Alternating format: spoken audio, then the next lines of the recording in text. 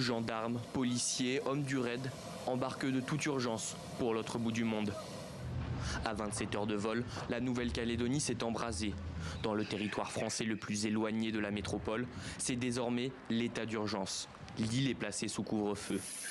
Sur place, les stigmates de la deuxième nuit d'émeute sont visibles et témoignent de la violence des affrontements entre Kanaks et forces de l'ordre. Les habitants sont, eux, démunis.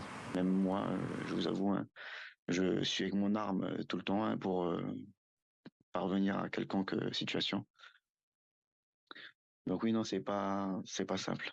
Même pour la famille, pour moi, pour les amis, l'ensemble de la Calédonie, je dirais.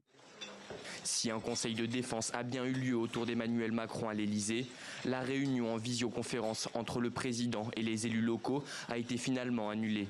Signe d'une extrême tension, reconnaît le gouvernement. Notre objectif est clair, le premier objectif est clair, rétablir l'ordre et mettre hors d'état d'agir tous ceux qui depuis 3 nuits pillent, incendient, agressent et sont responsables de ces émeutes.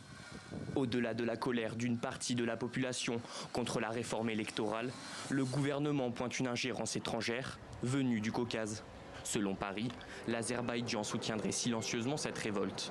En juillet 2023, plusieurs mouvements anticolonialistes français et le Parlement azerbaïdjanais avaient créé le groupe d'initiative de Bakou en réponse au soutien de la France envers l'Arménie.